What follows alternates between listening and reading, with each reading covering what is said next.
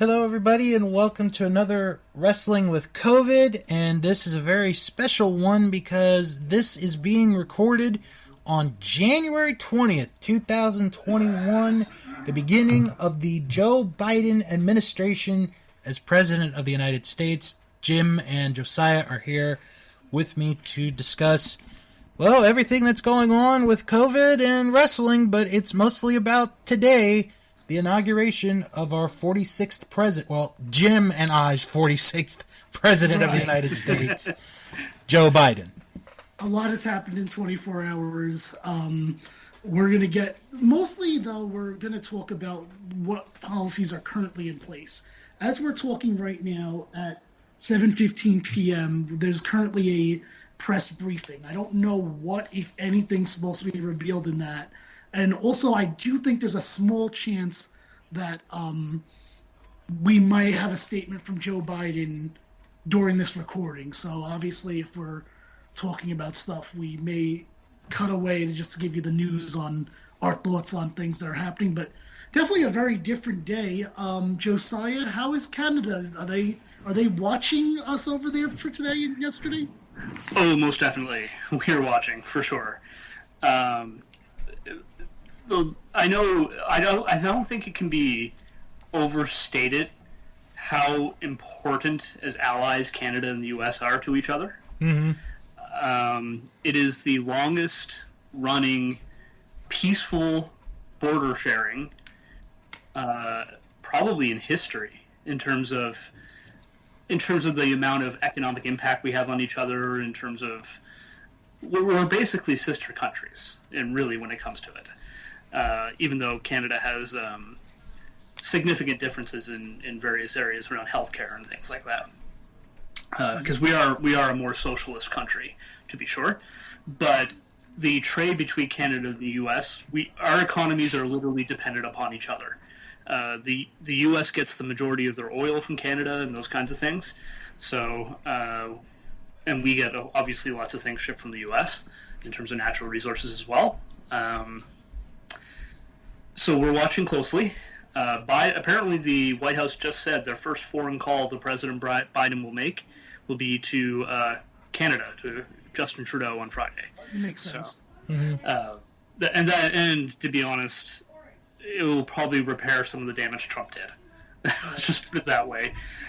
Trump was not a kind ally to Canada in much of that. Putting tariffs on things. I was going to say an even less kind ally, I'm sure, to Mexico as well. Right. Yes, absolutely. That might be the second call. Although I don't know how our relationship with Mexico is, to be honest with you, even before Trump. But I knew that before Trump, we were still good with Canada. Yeah. Trump did something that no U.S. president, or at least in the time of peace, because there was a brief war between British Canada and the U.S. in the 1812, which ironically is the last time the Capitol was stormed by someone. It was the British Canadians going in and burning the White House down. So, all right. So I just want to keep everyone in mind as well, real quick, that so Josiah is probably going to be with us with an hour and change, but if we're still going, me and Bill will probably just stick around for a little bit. If we didn't cover everything, but because like I said, there's a lot to talk about. Bill, what have you noticed that's going on in this press briefing, if anything, at this point? Well, they just left the coverage of the press briefing, but basically it was discussing the stuff that he's already done on this first day. And I think one of the questions that was asked was, had he had a chance to talk to Donald Trump? And the answer was not yet. They're not sure if they're going to get a chance. If they do, it might be by the end of the week. We're not really sure. But, so that would be interesting to hear if something like that does happen over the next 48 plus hours. I could definitely see a situation where Trump just doesn't pick up the phone. Yeah. Now, let's talk. Oh God, you were going to say something, Josiah? Oh, just that I agree. I can't see I can see Trump picking up the phone. I would imagine Mike Pence will have to step in for any of that. Mm-hmm. Right, that's probably true. Okay, so where are we with COVID? Well, the United States is in a mess, which, what a shock. That's how it's been since day one. Now, most of the things that we're going to talk about right now are probably based on, well, definitely based on the Trump administration, since the Biden administration only took office literally a few hours ago. Bill, we're going to get into the state-by-state thing, but overall, we were told that we've started distributing the vaccines. Yes.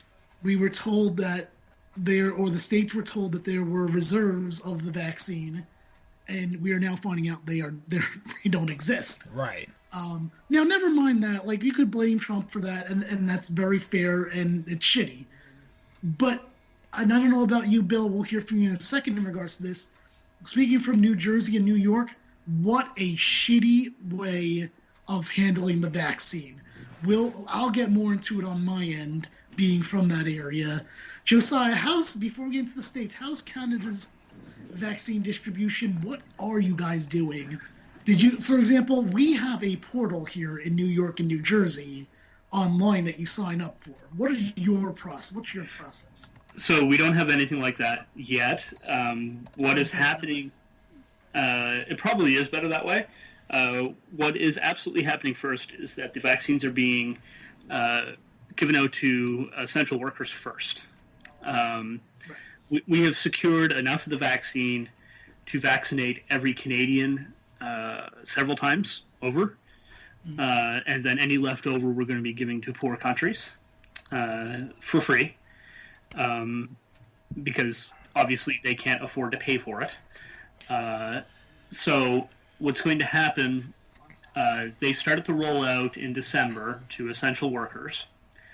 And the finish of that should be finished by March. And then in early April, it's going to start rolling out to the general public. And during this rollout to essential workers, it's also going to be given to the most at-risk people as well, so older people, things like that. Right. And then by the time we get to April, you can probably sign up for it at your local pharmacy and take it just like you would a flu shot. Okay. And that would be for any Canadian. And basically you'll be scheduled for a day. They'll manage how many people are signed up, so we need this much to handle this, and then we need this for the second dose, and continue forward that way. And so they're hoping, optimistically, that every Canadian that wants to get vaccinated will be vaccinated by September. Okay.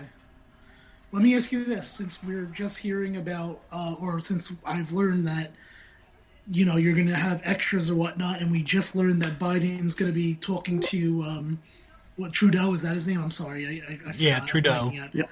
On what it looks like to be Friday. So we're on Wednesday now, so it's not like it's tomorrow. It does seem like it's going to be Friday if I read it correctly on social media.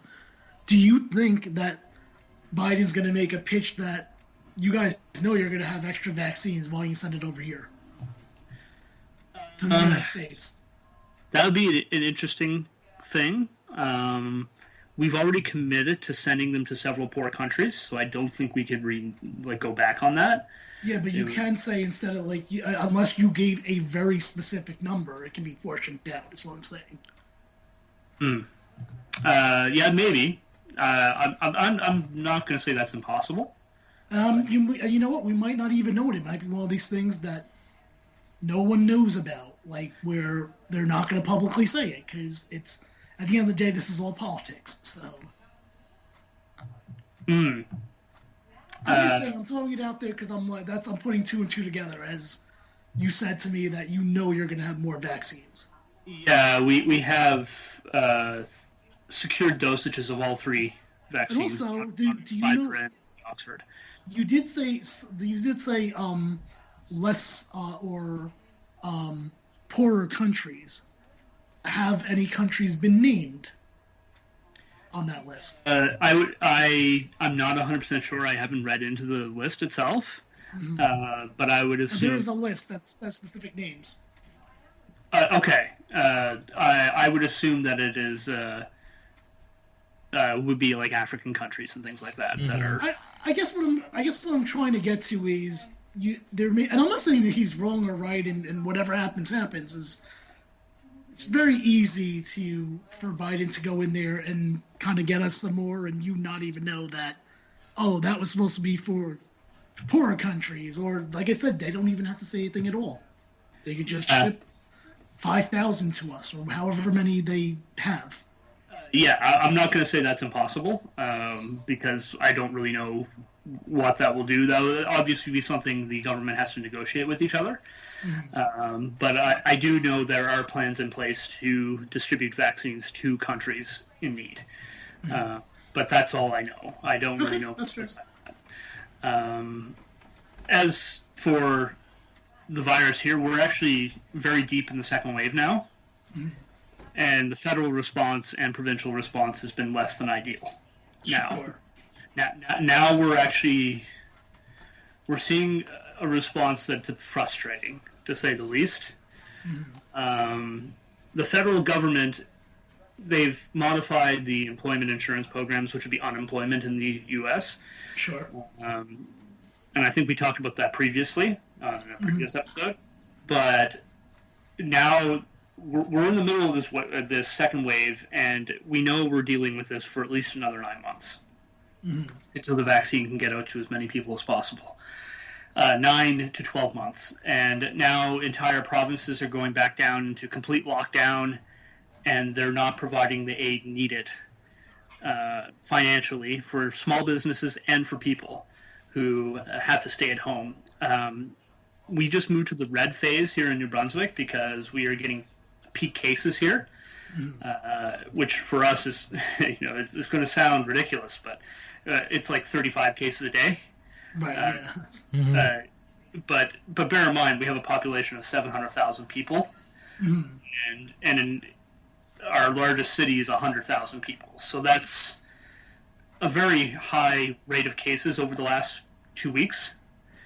And so they moved us back into the red phase, but they kept all the schools open, and they have kept many of the businesses open, although restaurants are now closed for dining inside again, thankfully.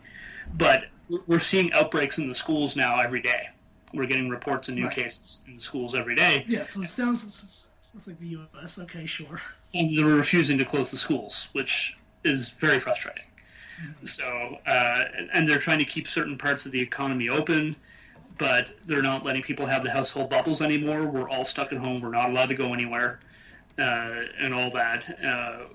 But really, there's far less danger in me going to my friend's house when they're respecting all the rules, and I'm respecting all the rules, than either of us going to a store and having people on top of each other, basically.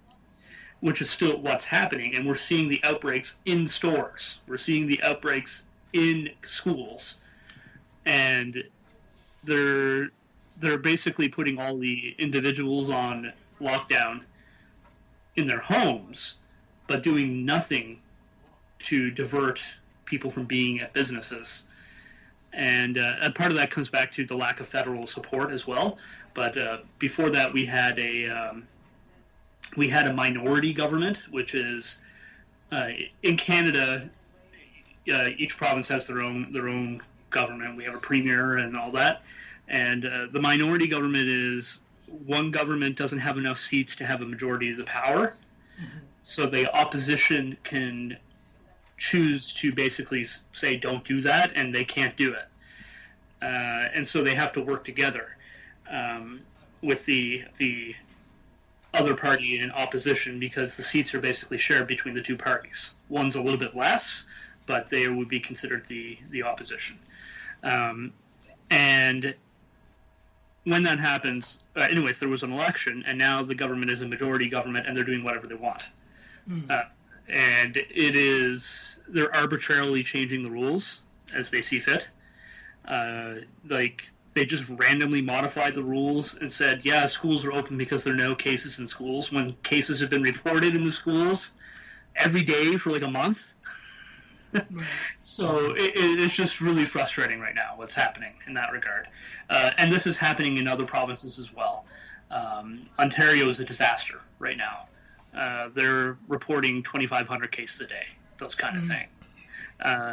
Alberta is a disaster right now. There are 1,500 cases a day. Quebec is a complete mess. So it's just we were doing so well. We were doing so well, and the rules from last year worked. The ones that we had, right? Which we talked about. I mean, you can go back to previous Messing with COVID episodes and hear like how well things were going. Just because this is basically a diary, just not updated as much, not daily, that of what's been going on during COVID. Pretty much. What was our first episode? Probably in late April. Yeah, about that. Early. It couldn't have been early April because I still had COVID, so I know that's for sure. I wouldn't have been healthy enough to do it. Yeah, because our first episode's when you were just recovering from it. Right, and I didn't recover really till at least May, and probably really longer than that. So no, so you can tell by those episodes like how well Canada was dealing with this. And Bill, by the way, don't forget if please chime in if there's breaking news that I'm missing at any point during our conversation. Actually, I do have something that came across. Okay. The Senate has confirmed Avril Haines as intelligence director, approving the first member of Biden's cabinet. Okay, so they're still approving the cabinets, I guess, a little slower than they maybe have hoped. Right. Okay. I mean, I'm sure that's not going to be a problem. I would be very surprised. Especially because now they have the Senate, the House, and they have the President. They've got everything right now. Which is which in a lot of ways I don't like it, but at the same time, they brought it on themselves. This was coming. Mitch McConnell cost them the Senate, straight up. I mean, Mitch McConnell, but I still think if he would have actually just given us the $2,000 checks that Trump wanted, then they would still have control of the Senate. Yeah. Anyway, going back to what the COVID stuff. Bill, let's hear from you a little bit here on Maryland, and how's Maryland been? Well, I'll tell you, Maryland, as far as distributing the vaccine, has been doing, for the most part, all right. They came out, and I actually have this in front of me. They created like a little pyramid of how it's going to be distributed. Okay. So they broke the top into 3 parts: 1A, 1B, 1C. That sounds like what they're doing around here too. Okay. 1A, which started about 2-3 weeks ago. Healthcare workers, residents, staff, nursing homes, first responders, public safety, corrections. So those are like the ones that got it first.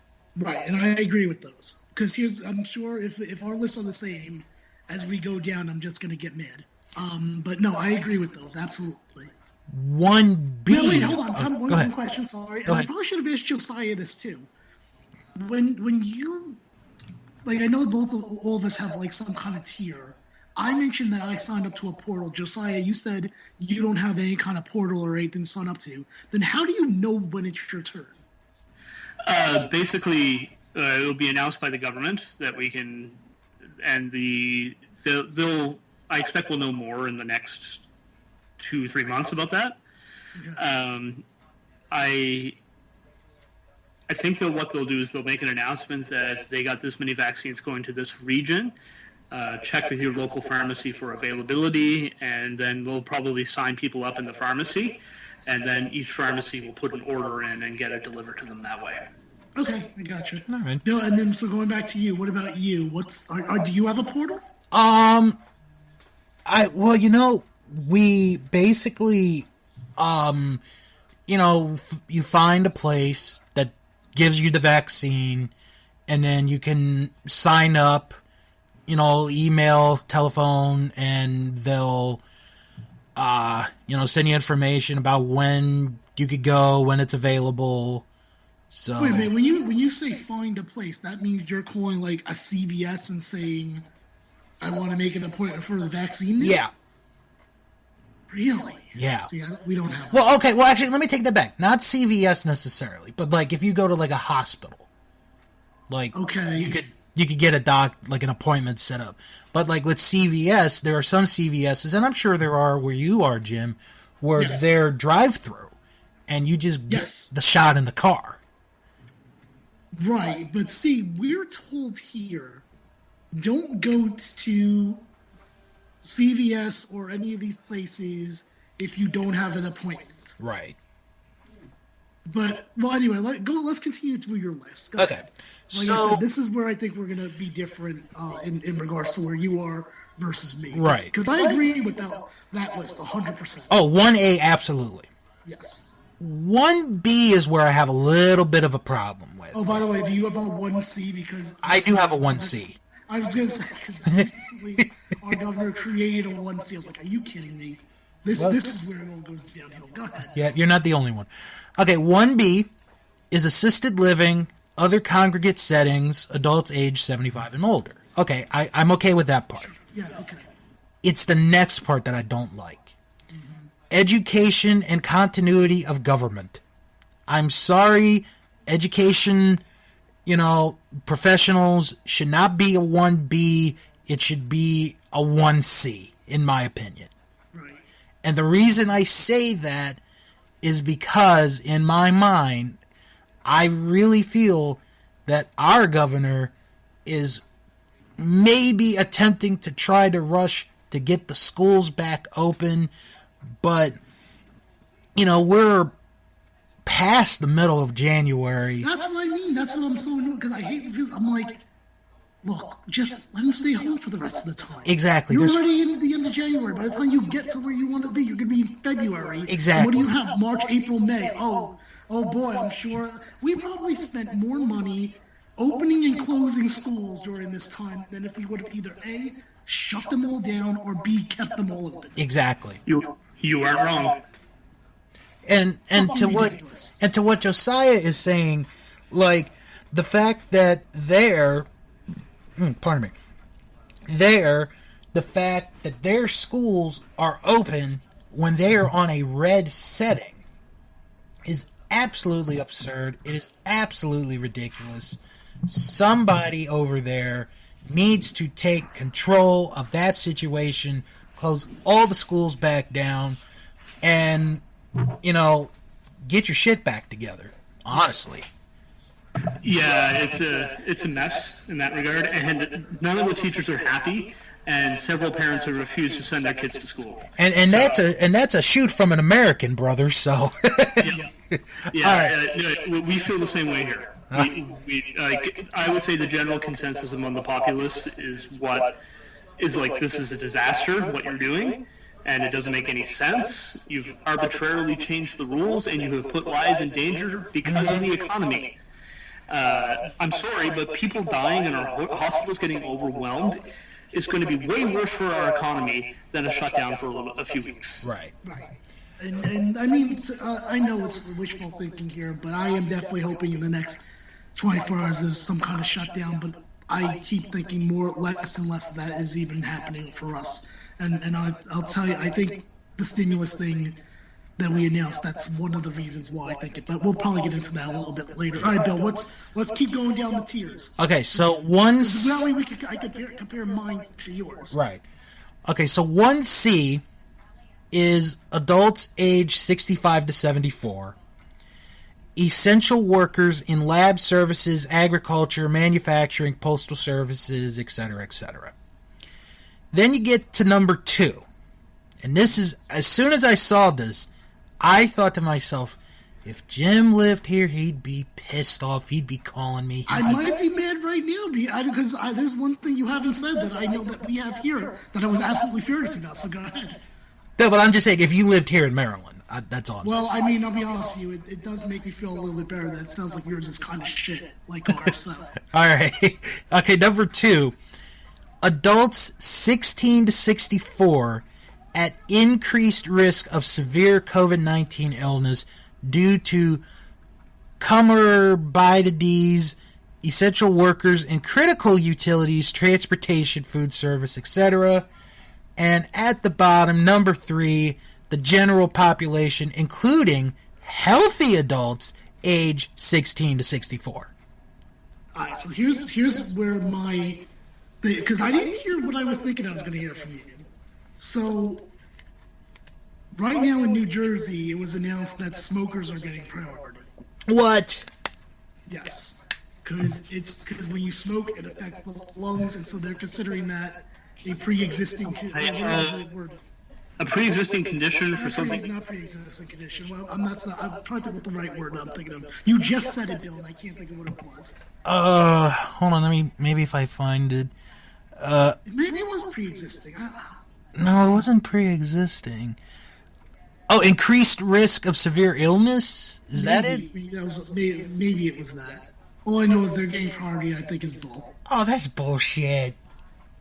I guess your governor is not coming out right to say that for you guys, though. So, but maybe that's something for you to look into. Yeah, that's nonsense. I signed up for the portal, which is supposedly going to get you online for the vaccine. Now, to me, here's the questions that you should be asking if you're signing for the portal. Now, Bill, I don't know about Maryland, but in New Jersey, when there's no portal for the healthcare workers or the nursing home people because they just went and gave them all vaccines, which is fine. That's great. Mm-hmm. Take the initiative and do that or whatnot. To me, the question on the portal should be this. Number one, how old are you? Number two, are you working from home? Then number three, what industry are you in? That's it. They don't ask, are you working from home at all? They do ask the industry. And they do ask about pre-existing conditions. But here's my problem with this. I signed up for that like 3 weeks ago, I think it was. I got mad about the smoking thing, so I'm like, you know what? Fuck it, I'm going to cheat. I'm going to go in there, I'm going to say I have something that I don't have. I couldn't do it. So let me ask you this. What happens if someone develops something and now they can't change it? Ugh. Yeah, I'm not even saying in the 3 weeks. I'm saying in in about a month and a half from now. Right. Which can 100% happen. I'm dealing with something right now that I'm not sure what it is that I'm being told it might possibly be COVID related, a leftover side effect of it. Mm-hmm. And now I can't change it. If it does wind up being that that's what it is, I can't change it on there, even though I would think that would move me up on the list. This is why I said I think it's better that Josiah in Canada doesn't have portals. Mm-hmm. And I want to say, staying with this and going back to how where Josiah is, they're in their second wave right now. Here in the U.S., in general, I think we're slowly getting into the second wave because we've now had UK COVID. We've had people confirmed that they've had the UK COVID, and they didn't even go to England. So, you know that, okay, this is the start of the second wave right here. Right. It's like we got 2 people here in Maryland that tested positive for it. We have people in New York, yeah. I know there was right now, or back a few weeks ago, 1 in Colorado. I want to say 1 or 2 in California, but that's really about it for now. But we had some in New York. Yeah, it wouldn't surprise me if they got more and more over the next few weeks. Which is what makes it even absurd that there's no inkling of a lockdown. We're doing the exact same mistakes as we did last time. I think I said that last time on the show. We're doing the exact same mistakes. We've had cases of the variant, the UK variant, in Ontario and I believe other provinces. It hasn't hit New Brunswick yet, where I live, but it's probably just a matter of time. Yeah. Okay, so Josiah, what are your thoughts hearing as not living in the United States, the plan for distribution? Other than let's forget the fact that the federal government said there were reserves and there's not, but the distributions from the states here. Well, the whole thing has been a bit, I admit, a bit confusing from an outsider perspective, because the states themselves largely decide individually how they're going to distribute without a federal plan, which is weird to me, because we have both here in Canada. We have a federal rollout and a provincial rollout planned. And so, I mean, get it to as many people as possible as soon as possible, but make it easy. Make it easy. Get it to the people who need it the most first. Absolutely. And make that abundantly clear that it would be vulnerable people like the old and the sick and essential workers, and then go from there and make it as easy access as possible for as many possible people. And pray that people don't buy into the weird conspiracy theories surrounding vaccines. And actually get vaccinated. We've encountered things in Canada now where it's several, it's not all of them, but there are several health professionals who refuse to get the vaccine, like essential workers, because they believe these odd conspiracy theories about it. And they work in hospitals. It's like, what? Now, can I be fair about something here in regards to that? There's a flu vaccine every year, and I think there are just people that, like, just for whatever reason just feel uncomfortable getting vaccines in general. Like, there's nothing that you can do to convince them to get it, even if it's COVID or not. And whatever, that's I guess that's your choice. I mean, my thing is, and I think we talked about it last time, was then you also shouldn't be able to, when things start opening up, be able to purchase a ticket to like a sporting event or concert, theaters, anything that involves a ticket. You have to show some kind of card that shows you got the vaccine. And if you didn't get the vaccine, I'm not saying you're blackballed forever, but I am saying that you have to wait until at least 2023. You have to wait until this virus has run its course then. Like, sure, really. Okay. That's fair, Yeah, and thank God it's not like the flu, that it doesn't mutate as much as the flu does, because that's why the flu needs a vaccine every year, and the vaccines themselves are only effective for about 6 months, because the flu mutates so often that it's impossible to stay on top of and find a permanent vaccine for it. But this one, while the UK variant is distressing and all that, the vaccines are still effective against it. Yes, that's what I've heard as well. So. Well, and it's because it really hasn't done much to change the protein. It just changed how it's made it more infectious, which actually, in some ways, I guess it spreads the vaccine faster, but it also makes it burn out, or sorry, not the vaccine, the virus faster, but makes it burn out faster as well. So that's potentially something that you can take advantage of, and the mRNA vaccines are fortunate that they can be modified as necessary because of the way they're built. They don't actually contain any of the virus. They just teach your body how to produce the proteins that look like it to fight it, which is probably why that vaccine is also extremely safe. Like, if everyone has been worried about getting injected with a dead form of a virus, which, by the way, it's dead, it can't do anything to you, but this should alleviate those fears because there's no virus in it. It just tells you how to make a protein that looks like the virus, and then your body produces antibodies to fight it. But with that being said, there are other vaccines that have a dead part of the virus. The Oxford one does, which is fine too. I have no issues with any type of the vaccine as long as it works.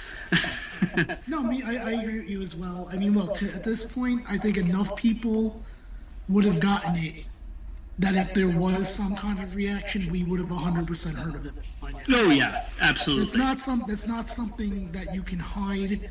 It's certainly something that the victim would be possibly even suing the company for, if something drastic were to happen. So that's the way I look at it as far as that goes. Like, that's why I think at this point it's can be considered safe in my opinion. Yes, and I mean, and there are some people who have allergic reactions and things like that, and those people shouldn't take it. If they've had an allergic reaction in the past to a vaccine, you probably shouldn't take it. But for everyone else, most people were vaccinated against many things as a baby. Most of us were. So I don't know why you would hesitate to take one now in that regard. But like I said, unless that's your thing. I do believe it's a personal choice thing. I do believe that. I don't think anyone should be forced. But at the same time, I don't know if, unless you can produce a card saying you're vaccinated or whatever, if you should be allowed to travel internationally or something like that. No, right. Or, like I said, in my opinion, to go to any kind of places that would have a lot of people in it, like, we mentioned a concert or whatnot. Yeah, go ahead. Even with the international travel nowadays, like if you're going to another country, they recommend you get your vaccinations all updated before you go. Like even if Canada go to the U.S., it's like you go to your pharmacist, get your request or your doctor, and get your vaccines all updated. Make sure they're all up to date before you travel. Like that's common sense.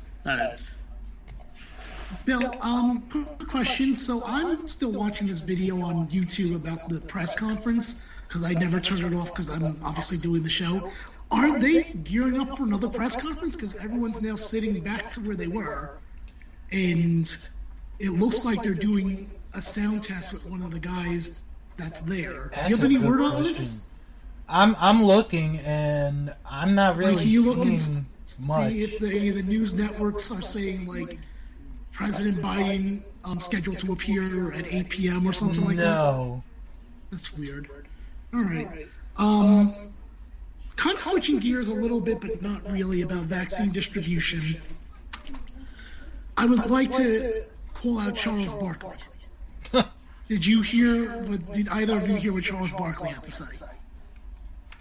I didn't hear exactly what he said. I did Basically, Charles Barkley saying he thinks that athletes should have a priority when it comes to the vaccine. And I'm saying, hell no. These athletes are so privileged already. Yep. Let this not be the thing that they get before your regular everyday people. Especially, we talked about that list earlier. Certainly not before pre-existing condition people. You know what? Not even before me. Just gonna throw it out there. I'm kind of blown away by that because athletes aren't essential workers, even though I know. They shouldn't be doing things now. No, they shouldn't. No, they really shouldn't. Even though WWE got declared as an essential service in Florida. So did surfing. Yeah. I think that's all really... I think that's quite dumb. Get it to the doctors and nurses first, then the firemen and police officers. Then get it out to even public servants, because they are in the public all the time. And then get it to the elderly and people with pre-existing conditions. And then maybe we can talk about getting it to athletes on top of, at the same time as anyone else, like anyone else. Bill, what are your thoughts on this being a sports person? I think what Charles said was wrong. There's a lot of things that I like about Charles Barkley, but I think he's absolutely wrong with this statement and that comment, because while athletes do travel, depending on the sport that they play, they should not and do not deserve to be the top priority as far as getting this vaccine first. They're not the ones who go in every day on a 12-plus hour shift, maybe doing a double shift. Having to spend time away from their families, spending time away from their friends to help these poor, unfortunate people get them better while trying to keep themselves safe. So I think with what Charles Barkley said, honestly, I don't know where his head was that day. Probably losing another $50,000 at the poker table. Yeah, so, yeah, that's nonsense. What's even more nonsense, and you kind of touched on it a little bit, is, well, we know the Super Bowl's happening. Yeah. Already. With a limited crowd. We know there are fans going to be there, which this shouldn't be. The Super Bowl should not be happening, so let me just throw it out there right now. In fact, you know what? I think, my point was going to be that WrestleMania apparently has also been announced to run and have fans in it, which is bullshit too. But, you know, the more I'm thinking about it, these should be labeled as they are. Super spreader events. In fact, I'm gonna start calling the Super Bowl, starting this year's Super Bowl, the Super Spreader Bowl, because it shouldn't be happening. And what should I call WrestleMania? There's got to be COVID mania, Spreadomania. Spreadomania. Spreadomania is pretty good. Bottom line is, neither of them should be happening, and I know people are going to argue. First off, number one, people are going to say, hey, but sports are running, so why can't the WWE, and why isn't... Well, first off, sports shouldn't be running. And I'm an AEW fan, but you know what? AEW shouldn't be running either. But here's what makes WrestleMania and the Super Bowl worse than an AEW or your random game in Bill. What are your teams again? Got the Washington Capitals. All right, I just think it's one. The Washington Capitals. Because guess what, Bill? I don't think many, maybe very, very little people are traveling from Oregon to go see the Washington Capitals game. A random Washington Capitals game. Well, that's because they are not allowing any fans at the hockey games. Okay, but my point is this, is that the Super Spreader Bowl, and I don't know which name it was. Spreadomania. Yeah, Spreadomania. Okay. That's going to be a great porno name someday. From other states. Can we all agree on that? Yeah. I wouldn't be surprised if people come from other countries with less restricted travel right now. And then here's the thing that makes WrestleMania worse than the Super Bowl. That'd be Spreadomania. Oh, pardon me, Spreadomania. 2 days. It's 2 days. Super Spreader Bowl is 1 day. Spreadomania is 2 days. Which means there's the possibility that someone doesn't go on the first day, but goes on the second day and sits in the exact same spot where somebody else was, and they'll say, oh, it was cleaned, but it probably wasn't cleaned enough. I didn't think of that at all. Wow, that's very, very true. Josiah, what are your thoughts? Yeah, even if they put in regulations in place where you can only go to 1 day and you can't go to both or something like that, that's actually worse if they do that, because then that means you'll have, what, 50, did you say 25,000? I think it's going to be about 25,000. So I'm just saying, though, let's say it's 25,000, but you can't. Well, let's just say that they say that you can only go to 1 day, and that means that weekend that's 50,000 people. Mm-hmm. And you know they're not going to just stay the 1 day. They're at least staying overnight one of those days. So they're going to be in the same area, doing God knows what in open Florida. You know there's going to be hotel parties. You know that. Yeah. Oh, gosh. Both the NFL and the WWE should be absolutely ashamed. And honestly, and we've talked about it, I don't think AEW should be running either. I don't. But there is a difference between having local fans sitting 10 feet apart in their own pods with 300 people at the show. I can tell you a reason, not the reason, but a reason why AEW is doing shows. And this goes back to when the pandemic began. And I want to say this is true, what I'm about to say. When AEW signed the TV deal with TNT, one of the things in the contract said AEW has to produce new content every week or else TNT will cancel their show. So if that is true, and like I said, this is like 9-10 months ago. If that is true, shame on TNT for doing that. Right. I think that is the case, from what I understand. And it's USA and Fox doing the same thing with WWE. Yeah. But here's the difference between them and WWE, and this is what I said, I think, at the beginning of all this. AEW does not have the library either to like kind of minimize their shows. Right. Like, it's still amazing to me that WWE didn't do the Hall of Fame last year through like 3 or 4 episodes of just speeches, because I was like, that's easy content.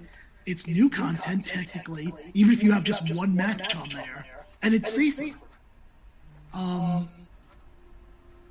I do give AEW a little slack with that, and even with the fans coming in, again, AEW doesn't have that much. They don't have the other deals that WWE has, as far as this is like literally their only money coming in. Mm-hmm. The TV money. Yep. But, I mean, they'll have action figures or whatnot and licensing, but really, I mean, I know wrestling fans will go out to see them, but like, you gotta be on the air to like really sell those other merchandising aspects. Yeah.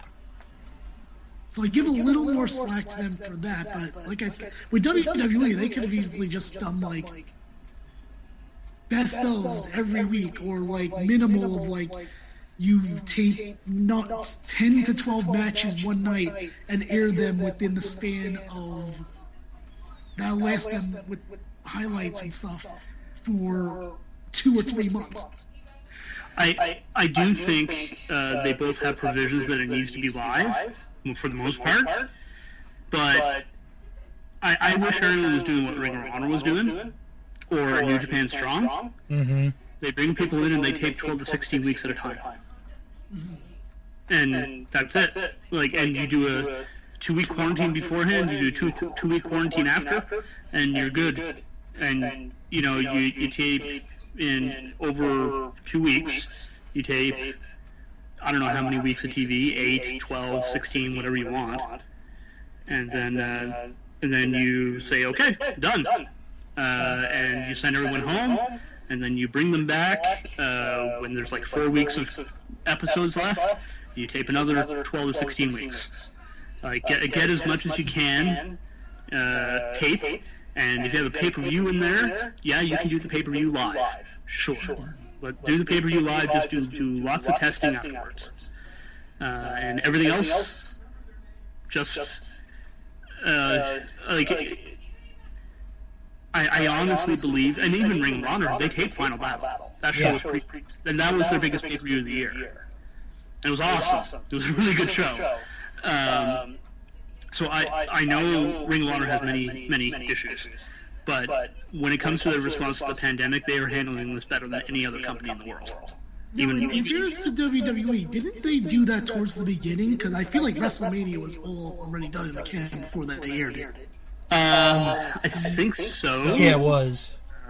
Yes, and I know they were pre-taping some of their TV.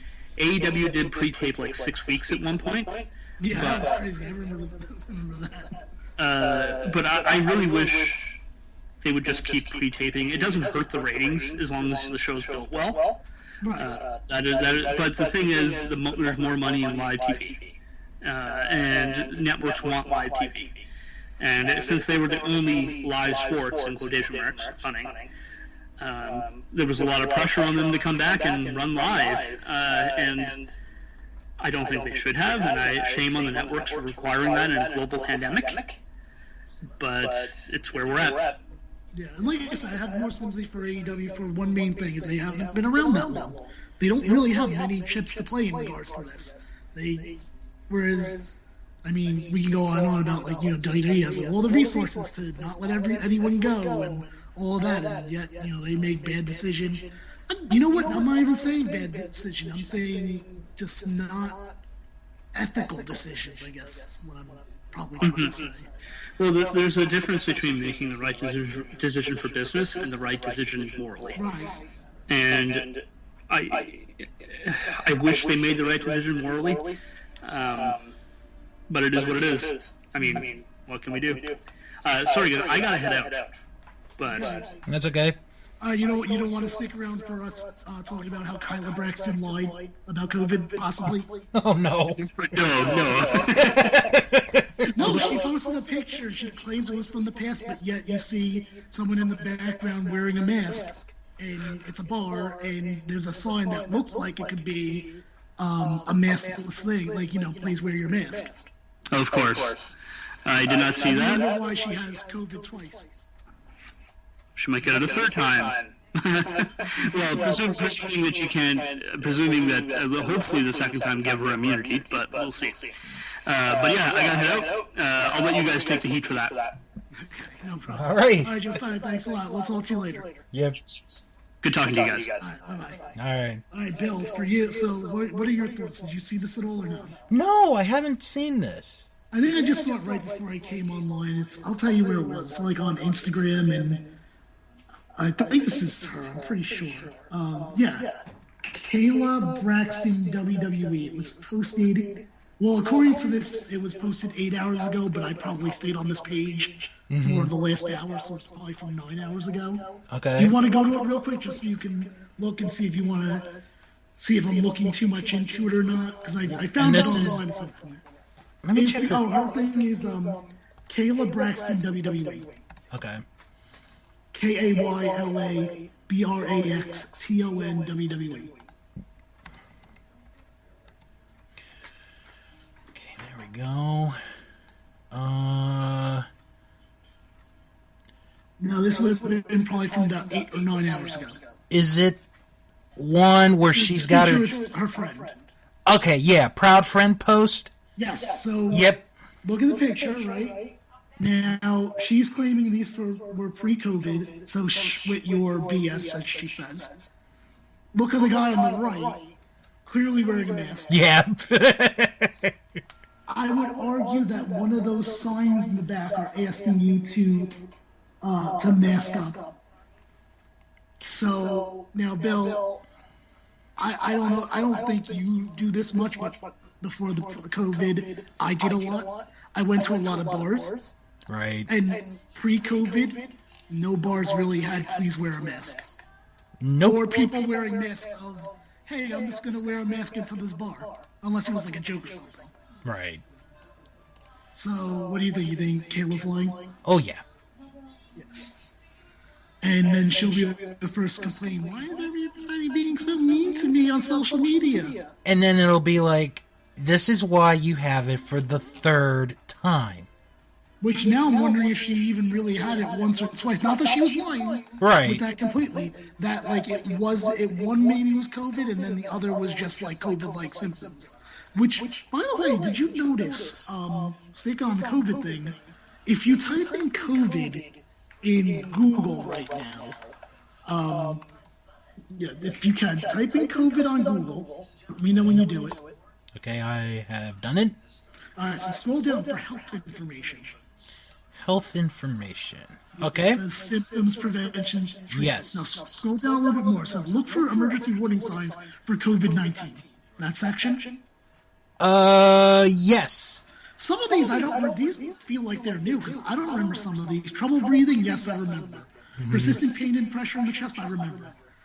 New confusion. Yeah, whatever that is. I don't know what it is.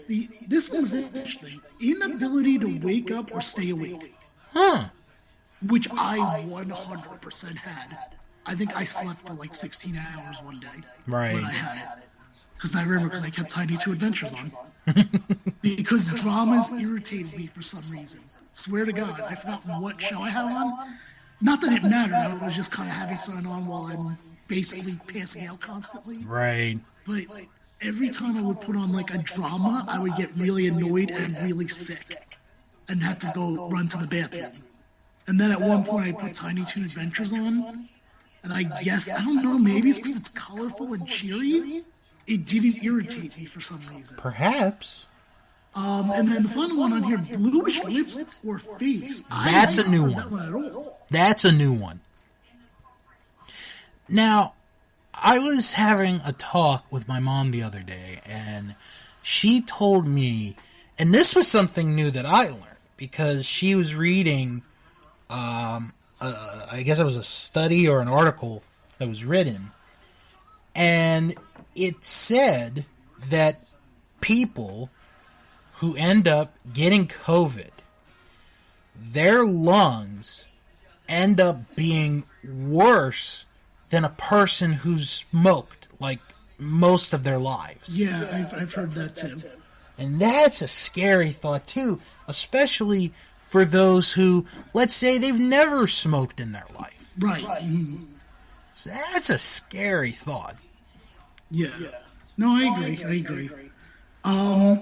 So, like I said, I was just curious if you knew about these symptoms. Let's see, what else do I have on my list here? Nothing new from Biden, right? We're at 8:10 p.m. Eastern Standard Time right now. Right, and in about 20 minutes, they're supposed to start airing a celebration of America or some bull crap like that. Okay. Yeah, maybe that's the concert or whatnot. Yeah. Luckily for me, you had mentioned the lungs.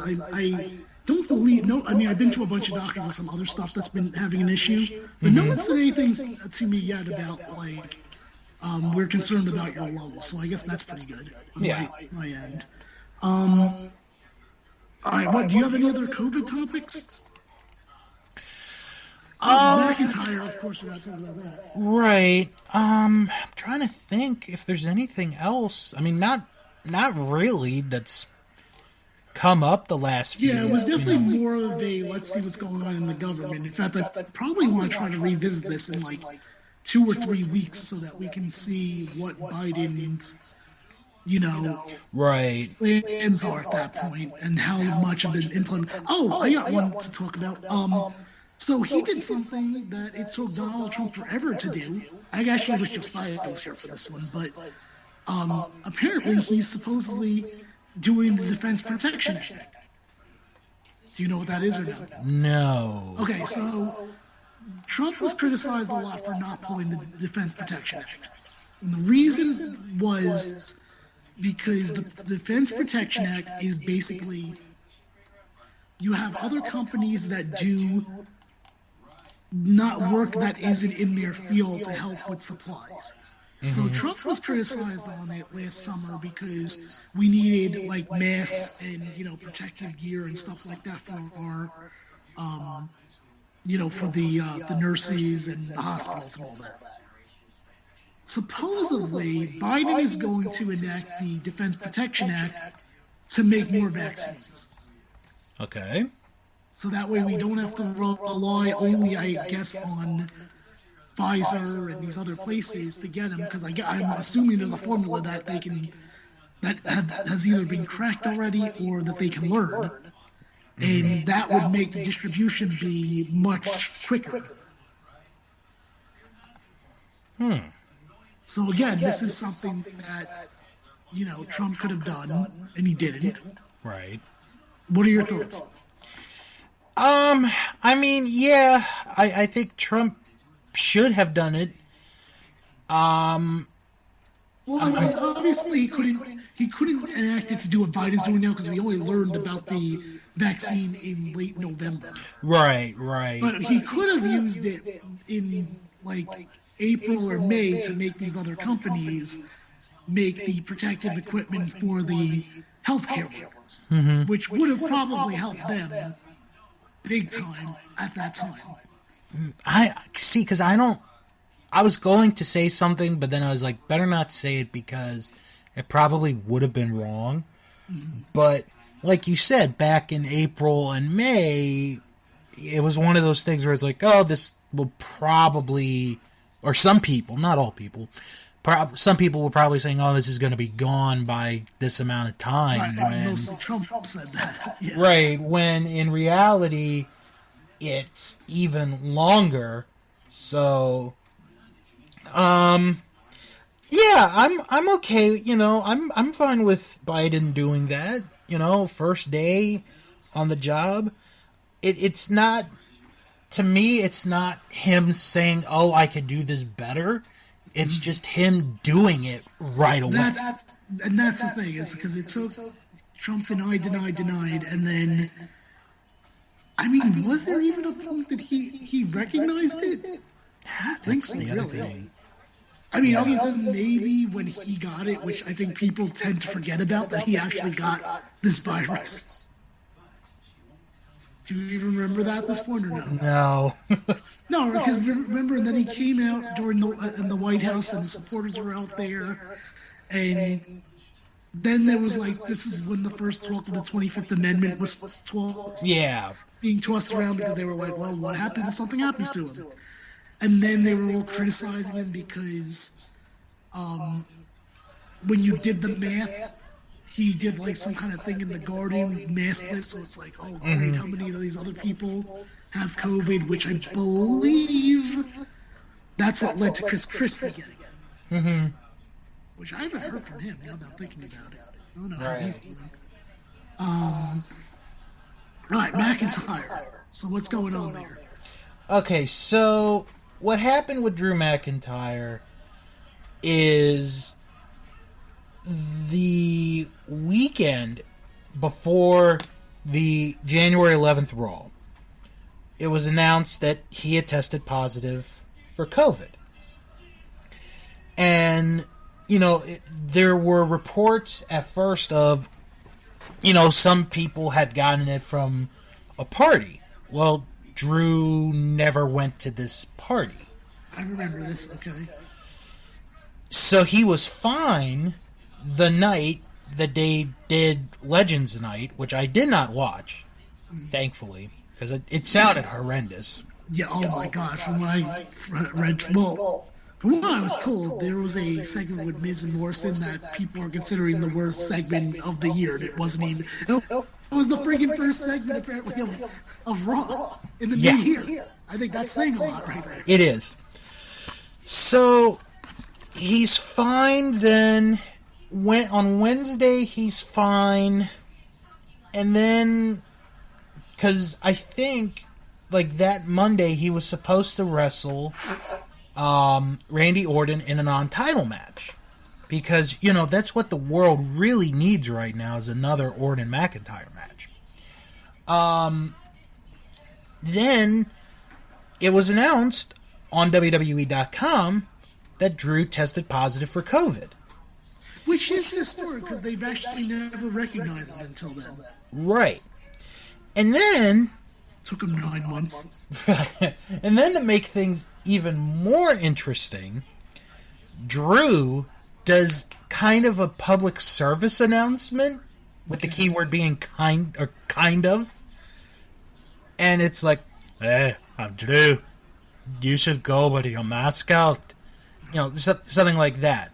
It's a good message. It is. Saying it, so. And I think he even says COVID in the message. Okay.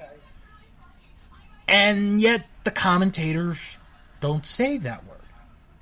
It's on the banned list, in a way. So, he is scheduled to be back on Raw this coming Monday. And as of right now, he is scheduled to wrestle Goldberg at the Royal Rumble. Which is the reaction that everyone should be having, is a yawn. Yeah. Goldberg's going to win. I have another idea in my mind. What do you think's going to happen? You think they're going to do the right thing? I think... This is what I'm thinking as of now. I'll tell you what I'm thinking after you tell me what you think. He's going to lose to Drew, but he's going to enter the Rumble and he's going to win it. Oh, you know what? I can kind of see that happening.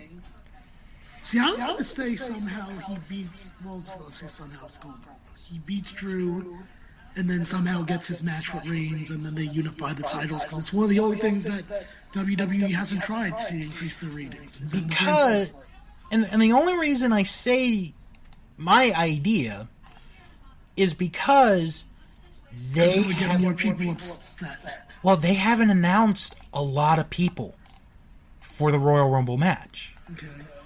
And I can pull up real quick who they've got announced so far. It is. We might as well, while you pulled it up, announce that in about, what was it, 11 days, Eliminated Royal Rumble podcast returns. Me and you are back doing it for a 4-episode thing. We're doing an Osaka house show, an MSG house show, and then this both year. of the 2021 Royal Rumbles, right? All right. So, Jim, I'm just gonna say it right now before I read off the names. Sure. You need 2 hands to count how many people WWE's already announced so far. Okay. Jeff Hardy, Jey Uso, Cesaro, Miz, Otis, Lashley, Randy Orton, AJ Styles, Daniel Bryan. That's the list. Okay. Well, for the men's. For the men. The women's is even smaller. Okay. Was the women's? Or actually, no, it's the same size as the men. Okay. There you go. Shayna Baszler, Alexa Bliss, Peyton Royce, Bianca Belair, Bayley, Charlotte Flair, who's not going to win. I'm telling you now, with her storyline, she's not going to win. Okay, that's fair, because I don't think she's going to win either. Nia Jax, Mandy Rose, and Dana Brooke. Okay. So do you have any picks for who was winning either of those two? You said Goldberg for the men's. I have. Well, that's my idea for the men. It's not like I'm not confirmed that it's going to be it, but as far as the women, I have no idea. I think I know who's going to win the women's. I'll give you a hint on what winner do you think would make fans the most mad? Oh, Ronda Rousey came back. You know what? I didn't think about her, but that's a possibility. Or like one of the Bellas? No, here's who I was thinking of that I think would debut there. Debut there. Tessa Blanchard. Oh, yes! You know I why? forgot about her. You know why? Because it's, first off, no one wants her there because of her racist comments. Mm-hmm. So they don't have to worry about a crowd booing her because there's no crowd there. Right. And that's going to be their quote-unquote moment. That's my pick to win the Royal Rumble. And if it's right, I feel like that's just such a sad state of affairs. Like, not because it's Tessa Blanchard, but because I'm basically doing my pick on what's the thing that WWE fans would hate the most. Yeah. You know what I started to think about, son? Between the way WWE's handled COVID and everything. Honest question here, and I'm looking to you could even include sports in this as well. Okay. Because I was like, really, has there any been? Can you name another company that like openly does things that their fans hate and knows that they hate? The only thing I was able to think of, but they've redeemed themselves in recent years with The Mandalorian. I would have said Star Wars. Right. What about, and I'm only putting this out there, what about the DC comic movies? I was thinking of those two. Yeah, because it's like not a lot of people like them when Marvel has just obliterated them in the box office. Yeah. I think that's a good candidate. I still say I'm still saying WWE because they do it more consistently, but it's a good guess. All right. I don't really have any other COVID topics or wrestling topics. Well, I have one more, but we'll talk about it if it's our last topic. But do you have anything before we head out? No, I really don't have anything else. I mean, yeah, like I said, right now we're kind of at a still because we're waiting to see what the Biden administration does in regards to COVID, but I think it was important to talk about the distribution. My last thing is just kind of talking about the setting of the inauguration today. What did you watch? It was definitely a unique inauguration built on two things, on the fact that there might be protesters and, in some cases, insurrectionists. And the other built on that there's COVID out there. Yeah. So we didn't have a large crowd. Most people, from what I can tell, were masked. Yes. But what did you catch anything during the day or not? I did watch. When I turned it, they were starting to swear in Kamala Harris and then Joe Biden eventually. You could tell the space, how spaced out everybody was. And, like, my mom, who has seen so many inaugurations in her life because she's lived in D.C., lived near D.C., it was one of those sites that I don't think anyone who's ever lived in D.C. their entire life would see such a small crowd, because of this pandemic. Yeah. The other thing that kind of worried me, now that I'm thinking about it, is on the stage, number one, how close everybody was sitting next to each other. Right. And number two, when some of the performers came on, especially Garth Brooks, who, yes, after singing Amazing Grace, I had to have it on mute only because I was still working, but I had the TV on, I had the closed caption on. He was going to every former president there was, and either giving them a hug or a fist bump or a handshake. And it's like, dude, what the hell are you doing? Right. And then there was one funny moment that I caught. I don't know if anybody caught this or not, but I want to say it was during Biden's speech. Okay. Because I had this on, I want to say I had it on Fox. They had a camera shot of Bill Clinton, and he looks like he's asleep. I'm like, oh my God, they got Bill Clinton asleep on camera. Did you catch anything of the Trump exit? All I heard was he made a brief statement. He went on to Air Force One, left, and he at least left, on his own without anybody telling him to go. Right. So, well, I mean, this was a defeated man, big time, because. So I watched it because it happened really early in the morning. Yeah. His Maryland thing was at 8 o'clock. Not 8 o'clock, 8:30, I believe. I think he left the White House at 8 o'clock. Right. And you can just tell, well, here's the thing, no one wanted to come to his thing in the morning. Like, there was probably like 200 people there. You know that he is obsessed with big crowds, so you know that had to be like a I don't know if the word is like that's gotta be like a punch to the gut for him. It is, yeah. Even though Biden was like welcoming to the fact that like he just wasn't gonna have a crowd at all, even if the insurrection stuff didn't happen. Mm-hmm. So he gets a small turnout, which, by the way, they said that it was going to be, according to the invites that were received, this was abnormal to me. It said that, like, you're invited and you could RSVP and have a +5. What? So, he made his little thing. He said what he needed to say, and then he left. And it was quick, I think, because if he stayed too much longer, he would have exposed how little of a crowd there was there for him. Right.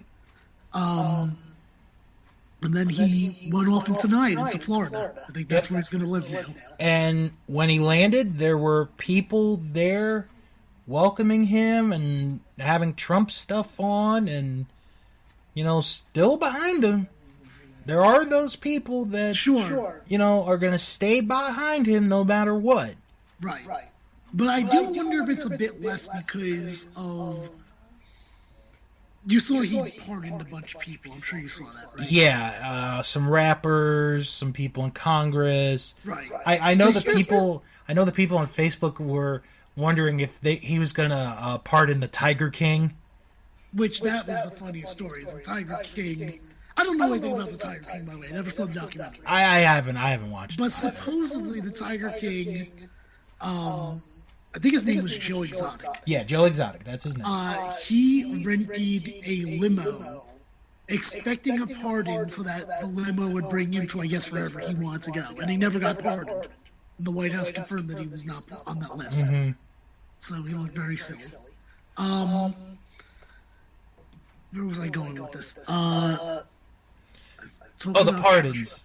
I know now. Okay, the pardons, I think he might have lost some more of his base that he's not, and he doesn't realize it, because I think some people were expecting him to pardon some of the people that stormed the Capitol.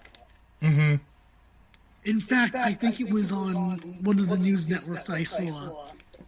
They read a quote from one of the people that are currently being charged for, because charges are being brought now. Yes. And arrested in me. Yes. I don't think anyone got a sentence yet, but that's going to take time. But one of them said, I don't remember if this is not an exact quote, but they were like, if the fucking Tiger King gets a pardon and I don't, I will not forgive him for this, or something like that. Mm-hmm. So I think if he didn't, and I didn't look at that list. The only one I noticed that I was like, "Oh, this seems wrong," was Steve Bannon. Right. But other than that, I didn't see anything that was like, "Oh, this was someone that attacked the Capitol on the 6th." I think some of his supporters are going to be like, "He didn't look out for me, even though he told me to do this." You know what I'm saying? Yeah. So I don't know. Now, I will say real quick, now that I'm thinking of it, somebody posted this picture, and it ended up being, a real picture. Apparently, John Zandig is a Trump supporter. Really? Yes. Let me see if I can find the picture real quick. I mean, I know that Lil Wayne was successfully pardoned as well. Right. Which, I don't know, his was on something with guns. I don't know too many of them, but off the top of my head, I was like, yeah, this doesn't really seem that bad. I was looking for him to be like, here's someone that murdered 3 people. And I was looking for, the worst people to get pardoned. Maybe some of them are. I haven't read all of them. So. Right. I still don't know what the Tiger King did, so. Yeah, I've never really... So this is a real picture. Oh God, yeah, this is a real picture. Okay. Yeah, I thought you were doing it now. That's why I was waiting for you. Yeah, I'm. And then we'll head out of here. Okay. So we have the Royal Rumble Eliminated podcast coming back.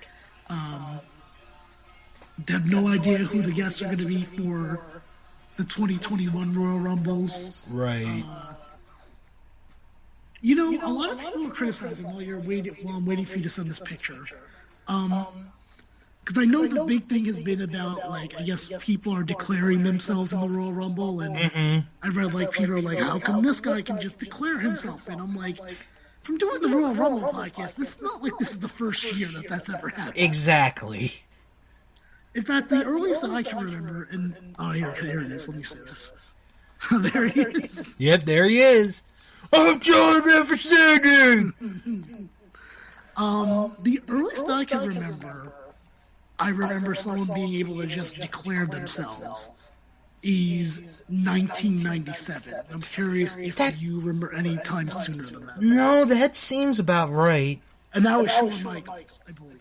Mm-hmm. Where he declared himself in that he'll be at the Royal Rumble because it was his return. Right. Oh wait, no, that's not right because he fought Sid. That was his. Oh, you mean are you thinking 96? I am thinking 96. Yes. Okay. 96 is correct. Yes, thank you. That was after the Inauguration head. Right. So, but other than that, I mean, I remember. I would love if you remember what year this was, but you're probably not going to. Wasn't there a year where they did house show qualifiers, but like it was so fucked up that some people were like in 2 matches? Yes. I feel like Kane was in like 3 matches for some reason. I want to say it was like mid 2000s. Right. I feel like it's either 2005 or 2006. Right. And then I'll tell you another one, which is actually kind of funny because I didn't even know this until I watched it on YouTube. When they started doing, hyping up the 92 Rumble. And again, I'd never seen this. I actually had never seen this. Like, during, like, the episode of Wrestling Challenge, Gorilla and Bobby Heenan are like, well, there are wrestlers that are putting in, like, their petition to get into the Royal Rumble. Like, they're trying to declare for entry, and is like, well, only Jack Tunney can make that decision. So, did you see that Adam Pearce wrote something in regards to the criticism of that? Mm-hmm. And all he did was make it make less sense, if I remember correctly. Let me see if I can pull it up real quick, and then we'll get going. By the way, thank God I didn't. I don't even know what his thing is. Do you know his Twitter thing? Let me look it up. I think is it Scrap Iron? Maybe. Yeah, Scrap Daddy AP. Yeah, there it is. All right, let's see. Here we go. He writes, it's actually pretty simple. Those that have been granted the ability to simply declare entry into the Royal Rumble by management are free to do so. Those that haven't must qualify. I don't write the rules, I enforce them. So, then how is that determined then? Right. See, because if he didn't say anything, I would have just defended them and be like, look, guys, the Royal Rum's always been fucked up with, like, how they decide who's actually in it. Like, you can't be mad. That's something you can't be mad about for this year, because they've done it for a long time. Yeah. But after he said that, I'm like, no, now people have a right to be mad about it, because he just made it more confusing. By the way, thank God I didn't get invested in that storyline from what I read. I was like, oh, I kind of want to like this, but I know they're going to ruin it for me. And they ruined it the next week. Yeah. All right, Bill, let's head out of here. Where can people find you? Yes, you can follow me on Twitter at House of Bill. Follow me on Instagram at MrBilliam85. And check out my podcast. That wrestling show comes each and every Friday. All right, and you can catch me at that'spodcasting.com. That's podcasting on Instagram and Twitter. And have a great night, everyone. See ya.